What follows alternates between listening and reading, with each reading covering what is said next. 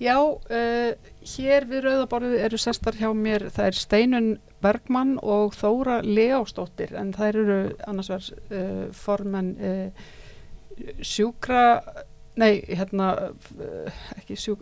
Iðjuþjálfa félags Íslands og félagsráðgjafa félags Íslands. Og þið voruð að skrifa grein núna á dögunum í Vísi sem að undir titlinum Þetta reddast ekki, þar sem að þið eruð að fjalla bara heilbrigðiskerfið og hvernig þið talið sko velferðarkreppu og eruð að rekja svona ýmsan vanda sem að velferðarkerfið og heilbrigðiskerfið stendur frammi fyrir. Hvað ef að þið segir mér aðeins svona frá greininni svona í stuttu máli, þið komið inn á bara COVID og hvernig hvað hefur verið að gerast. Þið talið auðlind heilbrigðiskerfisins, það sé starfsfólkið. Já.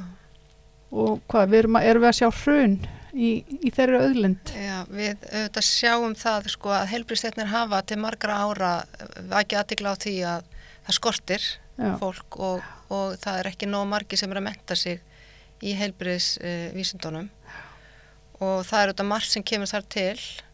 Þetta oft margar stórar kvennastéttir og það hefur nú kannski einkennst þetta kerfi að launin hafa ekki verið alveg í samræmi við hvernig launin eru hjá mörgum öðrum stéttum og margar þessar heilbrigðisstéttir eru að vinna störf sem hér áður fyrr voru bara unnin inn á heimilunum.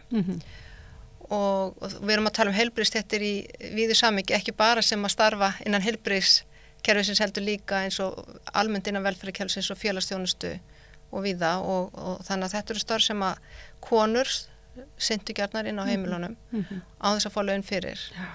Og svo það á síðustu öld sem að konur, þetta breytist og konur fara að færis út á vinnumarkaðin og þá þarf að fara að leysa ýmis málefni, umönnunar málefni eða hlutverk með því að greiða einhverjum fyrir að sinna því, fá einhver til þess og þannig að þetta er svona gömul þróun og tekur ansi langa tíma og við erum búin að vera að búa við það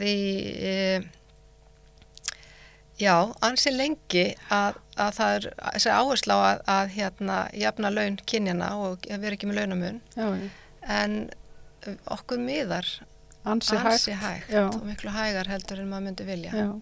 Konur að fara út á vinnumarkaðin eitthvað 60-70, 1960-70, við erum komin í 2023 og við erum einhvern veginn ekki komin lengra. Nei, og við erum ennþá að sjá þennan launamun og óleiðréttur kynbundinn launamunur, hann mældist 13,9% árið 2020.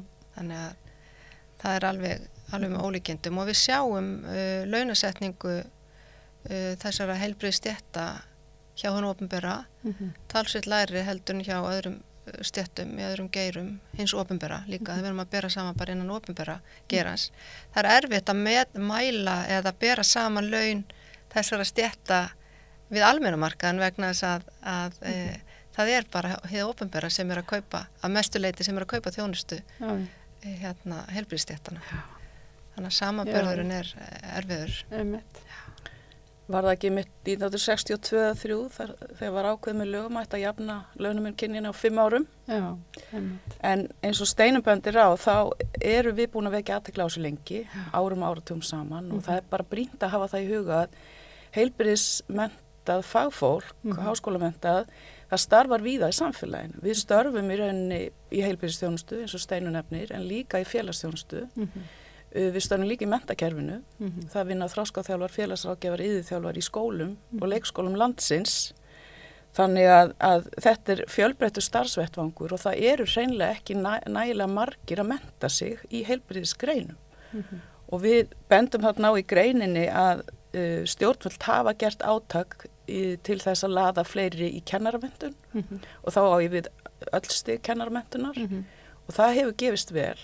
Það er verið að útskrifa mun fleiri núna heldur en áður af því að við sáum fram á það að það myndi skorta kennara á öllum skólastigum. Við sjáum fram á það að skortir bara starfsfólk og ekki síst fagmentað, háskólamentað starfsfólk til að sinna heilbrigðis- og velferðarþjónustu. Og á þetta var bent á lýðheilsuþingi í haust sem að heilbrigðisráðuneytið hélt. Og þetta þekkt í löndunum í kringum okkur og önnur lönd eru fann að ræða þetta að miklu meiri krafti og festu heldur en við. Hvernig eigi þá að laða af og fjölga? Já, að þurfa að fjölga í þessu stéttum en samhliða því þarf líka að breyta áherslum í kerfinu. Vegna þess að það þýðir ekki að byggja sjúkrastofnanir og hafa tóma ganga. Það þarf að manna gangana og það ekki gert með einhverjum og einhverjum. Vegna þess að við viljum gjarnan hafa hér opinbert velferðarkerfi. 80% þjóðarinnar skrifuðu undirskriftarlista hér árið sem Kári Stefánsson startaði, þannig að það vilji þjóðarinnar. Þannig að en við erum líka benda á það samhengi að það hangir saman við launasetningu þessar stétta eins og Steinunn bendir á. Þannig að ef það á að laða fleira ungt fólk í þessar greinar, þá þarf að hækka launin og bæta starfsumhverfið. Og jafnvel fara í aðgerðir til að gera sérstakt átak í þeim efnum. Manni finnst stundum eins og þessi fari, það svona verið að reyna að laga, ég veit að nú náttúrulega bara þekkjum það sérstaklega kannski konur að vera á þriðju vaktinni alltaf líka og eitthvað. Ég byrjaði daginn í morgun að aðstofa tengdamóður mín að panta inn í matinn, að því núna fær hún ekki lengur þjónustu hjá Reykjavíkurborg til þess að fara í búð og kaupi matinn og hún þarf að gera þetta í spjaldtölvu með einhverju konu sem var ekki að ganga upp þá endar það bara þannig að það þarf einhver úr fjölskyldunni að gera þetta fyrir hana eða hjálpa henni. Þannig að það bara, þetta afturför í rauninni við það að reyna að því þeir reyna þannig bara leiðin einhverja tækninýjung að því að þeir get ekki ráðið, að því þeir fá ekki starfsfólk eða eitthvað svo leis og þá endar það bara aftur á status quo Þannig að en þetta, mér skilst að þetta hafi verið gert áður í Svíþjóð til dæmis að taka inn þessa spjaldtölvu væðingu inn í pantanir í staðin fyrir að því að var ekki fást fólk. En þarna ekki, þarna hugsa maður með sér akkur ekki bara verið að borga fólki aðeins herri laun til þess að reyna að fá. En svo þetta vandmeðfarið þetta með að líka þetta með að borga herri laun. Eins og samfélagið að breytast og þjóðina að eldast og við lifum lengur og við hefum góða heilbrigðisþjónustu sem heldur okkur lengi á lífi líka eftir sjúkdómannað en við höfum kannski ekki nógu marga til þess að sinna störfunum og við þurfum að horfa til þess að árið eins og kom fram á heilbrigðisþinginu sem að Þóra nefndi að árið 2017 þá voru 5,3 vinnandi á hvern aldran einstakling en það spáð því að það verði 3 árið 2050 þannig að við erum í velferðarkrísu sem við þurfum að vinna með og við þurfum að finna leiðir til að hvernig ætlum við að sinna þjónustunni og þarna þetta eins og á Norðurlöndunum það hefur verið þróuð margvísleg velferðartækni eins og við erum að reyna að taka inn hér eins og þú varst að lýsa en svo erum við með þetta elsta kynslóðan að hún kann á erfitt með að tilengja sér margir erfitt með að tilengja sér þessa tækni þannig að við þurfum þetta líka á sama tíma sem að þessi velferðartækni þjónustar mörgum og kemur að mjög góðum nótum og fyrir mjög marga og flesta að þá líka stór hópur sem getur ekki nýtt sér hana þannig að við þurfum auðvitað að passa upp á það að þó við sem að þróa tæknina og reyna að mæta þjónustur með því þá verðum við að klæðskera sem að þjónustuna að hverjum og einum og mæta fólki líka mismunandi stöðum að við getum ekki víst að við getum lagt þetta alltaf á ættingan, það ekki víst að þetta reddist. Nei, ekki víst að þetta reddist. En við þetta líka í hugi þessu samhengi með þetta varandi heilsuveruna til dæmis sem að átti að vera svo frábær lausn og svo bara er hún að drekka heilsugæslulæknunum í einhverju vinnu sem að þeir sá ekki fyrir. Já. Þetta alltaf spurning hvað hæn og egg en samhliða því eins og ég nefndi áðan að við þurfum að laða fleira ungt fólk í nám í þessum greinum og þá þurfum við líka að breyta áherslum í kerfinu og við þurfum að færa þjónustuna einhvern veginn nær fólki þar sem það býr auka þjónustu á fyrsta og öðru stigi bæði félagsþjónustu og heilsugæslu og leggja miklu meiri áherslu á forvarnir og endurhæfingu. Vegna þess að þannig getum við í rauninni senkað eða fyrirbyggt að fólk þurfi dýrari og flóknari þjónustu á 3. stigi inn á sjúkrahúsum. Það er hægt að fyrirbyggja mjög margt, til dæmis hjá öldruðum á heimilum þeirra með því að gera bara vera með byltuvarnir, finna réttu hjálpartækin sem henta hverjum að einum og annað slíkt. Og þetta þarf að gera í bland við velferðartækni en líka bara mannlega þjónustu, þar sem þjónustan er svolítið sniðin að hverjum að einum. Það er enga pakkalausnir og það er ekki einstæðir sem hentar öllum. Við þekkjum það vel og þetta hafa hinn Norðurlöndin svolítið skoða betur og eru komið lengra í þessu. Þannig að í Danmörku til dæmis að þá er ýmiss konar heilbrigðisþjónusta á hendi sveitafélagana. Þannig að fólk fær meiri þjónustu heim, jafnvel endurhæfingu. Það er alveg þess merki hér, það er gott úrræði í Reykjavíkurborg sem heitir endurhæfingu í heimahúsi. Það er tímabundin þjónusta fyrir fólk til að efla færni. Akureyrarbær hefur líka veitt góða þjónustu, þar sem er þverfaglegt teymi sem að fer heim og ráðleikur fólki. Og það er mjög mikilvægt að fyrirbyggja það að fólk missi færni. Að reyna að tryggja það með öllum ráðum að fólk viðhaldi færni sinni og getur bjargað sér sjálft eins lengi og hægt er. Þannig við viljum sjá miklu meiri áherslur í þá átt hér. Já. Og kannski á umræðan þá einmitt líka sé ekki slitin alltaf í sundur að þessi bara verið að tala um heilsugæsluna og bara verið að tala um spítalan. Nei, þetta er heilstætt kerfi. Og það er bara þannig að við erum með svolítið gamaldags skiptingu á þessu verkaskiptingu, þar sem við erum með heilbrigðisráðuneyti og félagsmálaráðuneyti.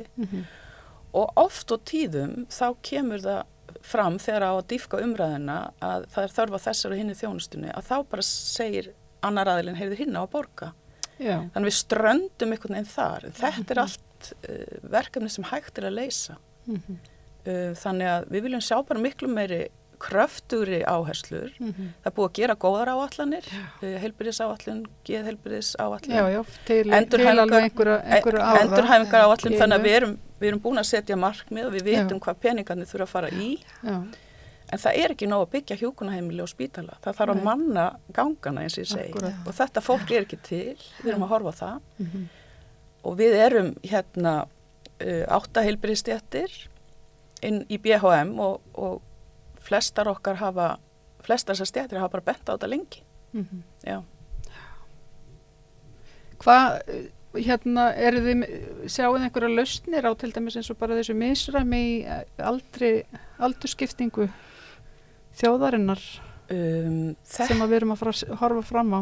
Já, þetta er bara þróun sem að vestrænn heimur stendur fram fyrir og þetta á ekki að koma okkur á óvart. Nei. Þannig að við höfum haft tíma til að undirbúa okkur og við erum svolítið kannski að segja að við viljum meina að það þarf að nýta tíman betur. Og við þurfum bara að horfa til annarra þjóða, ekki síst Norðurlanda þjóðana, nágrann okkar, og sjá hvernig þau hafa gert þetta. Þannig að það þarf að hanna betri þjónustu og það þarf að leggja miklu meiri áherslu á endurhæfingu og forvarnir. Heldur gert í dag. Og hugsa heilstæðar forvarnir og að því að forvarnir er ekki bara þú getur ekki skipt forvarnir og eins og maður horfa í svo endurhæfingin að maður getur ekki talað um heilbrigðis endurhæfingu eða starfsendurhæfingu eða slíkt, þú klippir ekki einstaklingin í sundur, þú þarft að vera með heilstæða endurhæfingu og hugsa um einstaklingin og heilsu hans félagslega, andlega og líkamlega eins og heilbrigðisstefnan kveður reyndar sem er til 2030. Þannig að við þurfum að tryggja það að fólk hafi greiðan aðgang að fjölbreyttu fagfólki og það er eitt af því sem við höfum verið að benda á að það þarf að fjölga fagfólki inn á heilsugæslustöðvunum sem er í nærþjónustunni. Þannig að fólk geti farið og hitt þar þann fagaðilega sem að hentar þér, þú getur hitt félagsráðgjafan eða iðjuþjálfan eða sjúkraþjálfaran eða næringafræðingin eða hvað það er sem að þig vanhagur sko. Þetta er í raun og veru þessi þjónusta sem er í umhverfinu. Þannig að við þurfum svolítið að endur hugsa kerfið okkar og þetta við getum ekki haft þetta eins og við höfum alltaf haft þetta eru breytti tímar þetta reddast ekki bara við þurfum að vinna að því að aðlast að þessu og endur skoða kerfin okkar. Það hefur verið rosalega mikið, bara fyrirferðað mikið í umræðinu alltaf sko undanfarin ár starfsendurhæfing, allt gengið út á starfsendurhæfingu. Já, en menna kannski á annars konar endurhæfingu eða bara hæfingu eða... Já, en það starfsendurhæfing mjög mikilvæg og hún þrátt fyrir að svona virka sem frekar þröngt hugtaka, þá hún skilgreind frekar vítt á Íslandi og það alveg fjölmörg úrræði sem standa fólki til boða. En við þurfum að ná utanum það og við höfum rekið Íslands samfélag svolítið mikið á þriðja geiranum svo kallaða. Þannig að heilbrigðis- og velferðarþjónusta hefur verið rekin af félagasamtökum og sjálfseignarstofnunum. Já, og svo erum við líka náttúrulega með bara eins og Ragnar Þór hefur nú talað og fleiri innan sko verkefælshreyfingarinnar, við erum með dálítið svona tvöfalt heilbrigðiskerfi í rauninni vegna þess að við erum líka með heilbrigðisþjónustu fjármagnaða mjög mikið af stéttarfélögum og verkefælsfélögum sem kannski ætti ekki að vera þannig, ég veit það ekki, maður veltir í fyrir sér sko, af því það ruglar líka kannski kerfið og ríkið ítir einhverju frá sér sem það ætti kannski ekki að gera út af því, maður veit ekki. Þetta náttúrulega mjög flókið, bæði náttúrulega þjónustan sem við erum að veita og eins þegar kemur að því að tryggja framfærslu þegar fólk ekki getur ekki vinnu og ekki fá launatekjur. Og þá erum við þetta með mjög flókið kerfi þar sem að það skiptir máli af hverju þú getur ekki unni, ertu frá vinnu vegna atvinnuleysis eða að þú finnur ekki vinnu við hæfi eða þetta vegna veikinda eða hvað það og svo þarftu að þarft hæfingu, þú ert starfsendurhæfingu, þú ert heilsutengda endurhæfingu og allt hangir þetta saman. Við hefum séð og mismunandi kerfi sem að tryggja þá framfærsluna þín eftir í hvaða sem þú ert að gera til þess að bæta þína stöðu. Ef við tökum sem dæmi nágrannar þjóðan okkar Færeyjar, að fyrir nokkrum ári síðan þá settu þau á fót sko eina stofnun sem að sér alla þessa þjónustu. Þannig að það í raun og alveg sama af hverju þú ert ekki með laun, þú ferð inn á sömu stofnunina og það öll þjónusta veitt þar á sama stað. Þannig að ef þú ert atvinnulaus þá ferðu á sama stað og ef þú ert hvort þú sem sjúkragreiðslur eða örorkugreiðslur eða hvað það að þú ferð á eitt stað og þjónustun öll veitt af þessari sömu stofnun. Ef þú þarft hjálpatækið, það sátt það þarna, þú þarft starfsendurhæfingu, þú ert atvinnu með stuðningi, búsetu úrræði, framfærslunu, félagslega þjónustu og hvað það sem þú þarft. Þetta alltaf sama stað, þetta alltaf sama hendi, þetta sama gáttin sem að borgarinn leitar í. Þetta bara kærleiksráðunetið, einhvern veginn í Færeyjum. Kærleiksstöðin. Já, velferðarstöðin. Og heitir já, nú það að muna hvað það heitir. Á færeysku. Það nefnilega, skemmtilegt heitið á því, það kemur ekki núna. Nei. En mér langar aðeins kannski að ræða, ef ég má, mjög mikilvægan þátt í þessu, eins og Steinunn byrjaði að nefna þetta með skakka virðismati. Að það virðist einhvern veginn vera þannig að við sem samfélag leyfum okkur að borga minna fyrir þessi störf heldur en önnur störf. Þrátt fyrir að það liggi sambarleg menntun að baki og störfunum fylgi gríðarlega ábyrgð. Þannig að það þarf að laga og þeir sem hafa skoðað þetta hvað mest vilja meina að þetta liggi svolítið í viðhorfum og kynskiptum vinnumarkaði. Og það má velta því, og það svo sem alveg þekkt í nágrannalöndunum líka að vinnumarkaðan sé kynskiptur, en hann á ákveðnum sviðum mjög kynskiptur hér. Við erum svona meira heldur en við annars staðar. Já, það eru ég nefni til dæmis, ég veit nú ekki í mínu fagi þetta bara mismunandi og því sunnar sem að þú ferð á hnöttin, því fleiri karlar eru iðjuþjálfar, en það hefur eitthvað með það að gera að konurnar eru heimavinnandi, skilurðu. Það er ýmislegt svona sem spilar inn. En ég heyrði lektor í hjúkrunarfræði ræða þetta í útvarpi fyrir ykkur mánuðum síðan og hann vildi meina það að hlutfall karla í hjúkrunarfræði væri hæst 15-17%. Þar sem það er hæst.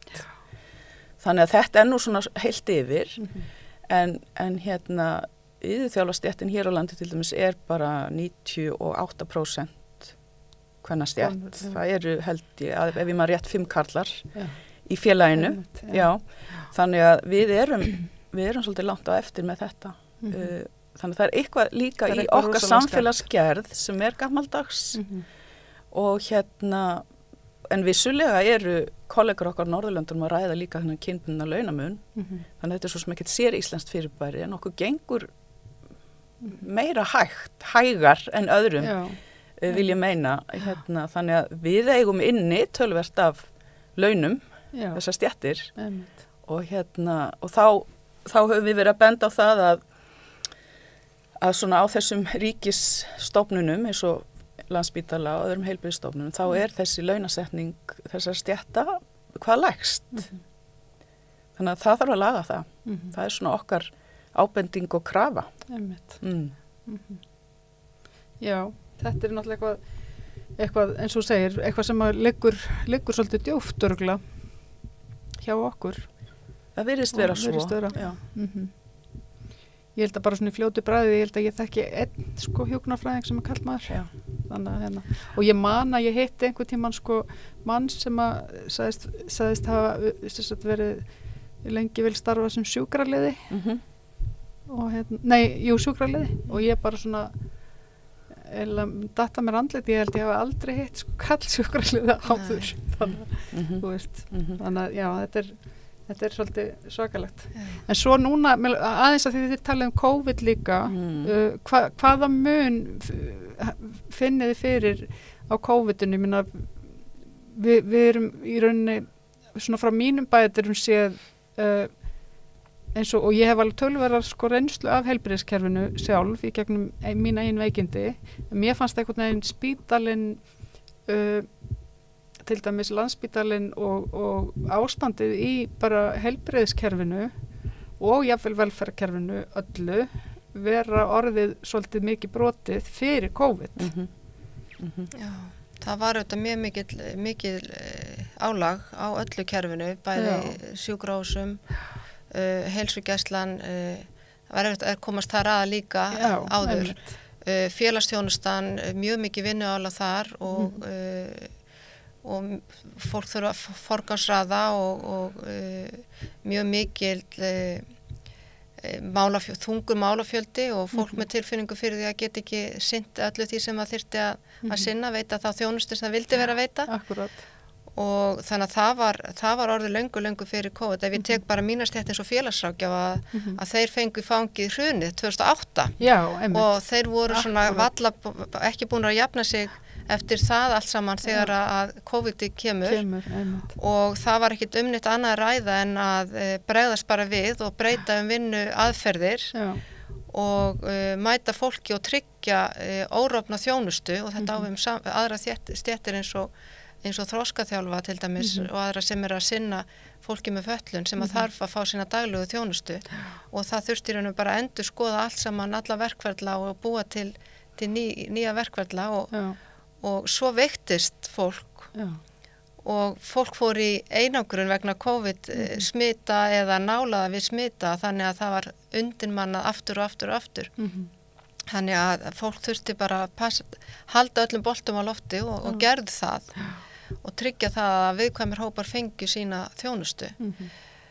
Síðan og fólk bara herðir upp hugan og heldur áfram eins og Íslendingum sæmir að bara halla sér upp í vindin en fólk heldur það ekki út endalaust og nú erum við svolítið að bæða fást við það að fólk þarf að jafna sig eftir COVID það þarf að takast á við margvísleg verkefni vegna þess að fólk sem að til dæmis hefur verið félagslega einangraður tala aldrað eða fatlaður fólk sem að loka sig kannski af heima og það bara átak að hjálpa fólki að koma tilbaka út í samfélagið. Þetta gerist nefnilega ekki sjálfur sér. Það þarf að vinna í þessu. Þannig að það eru alls konar áskoranir eftir COVID. Það er ekki bara það að þessi fullt af fólki með veik lungu og eftir eða... Nei, það er svolítið sviðinjörð. Já, marga félagslegar áskoranir. En samtali sem þarf að eiga sér stað, það þarf að vera svolítið stórt og vítt og markvisst vegna þess að eins og þú bendir á og við höfum rætt hér að þá var mönnunarvandi og nýliðunarvandi fyrir COVID. Síðan bara brettu við öll upp ermar og við redduðum því, en það reddast ekki endalaust. Og það þarf aðgerðir til þess að fjölga nemum í þessum heilbrigðisgreinum. Það þarf í fyrsta lagi að kortleggja hver staðan, þannig við getum gert mannaflaspá sem byggir á góðri tölfræði, hún ekki til. Nei. Og þannig að, já, þyrftu það að vera ráðunautin, bæði heilbrigðisráðuneyti og félagsmálaráðuneyti og eitthvað svona? Sko það eina sem við höfum þegar við erum að skoða fjöldatölur yfir heilbrigðisstéttir, það við höfum starfsleyfaskrá landlæknis. Þannig að við vitum til dæmis að það eru 400, svo ég tek mína stétt sem dæmi, 460 eitthvað yfirþjálfar sem hafa fengið starfsleyf á Íslandi. Það eru 100 færri í rauninni starfandi. Og það skýrist af því að sumir konar aldur, þetta geta hafa verið erlendir yfirþjálfar sem eru komnir og farnir og annað slíkt. Þannig að við höfum, og svo höfum við náttúrulega fjöldatölur hjá stéttarfélögunum. Þannig að já, ráðuneytin þurfa að koma að þessu og ríkisstofnanirnar, eins og sjúkrahúsin og heilbrigðisstofnanir þurfa bara að telja hvað þurfum við, marga hausa hér og hvað þurfum við eftir 5 ár og svo framvegis. Og með því að leggjast á árar saman félögin, stéttarfélögin og stjórnvöld, þá hægt að telja þetta og gera einhvern gagnagrunn það. Það hefur ekki verið gert svona heildstætt að mínu viti. Það hefur ekki fylgt með í heilbrigðisáætlununum til dæmis. Nei. Það hefur verið stofnað landsráð mönnun og menntun heilbrigðisstétta og það svona verið að gera tilraun til þess að kortleggja þetta, en við höfum það ekki. Það er ekki hendi, ekki enda. Nei. Heyrðu, við bara vonandi sjáum við þetta verða veruleika og gangi ykkur vel. Takk fyrir að berjast fyrir þessu áfram og takk fyrir komuna. Takk fyrir að fá okkur. Takk fyrir okkur.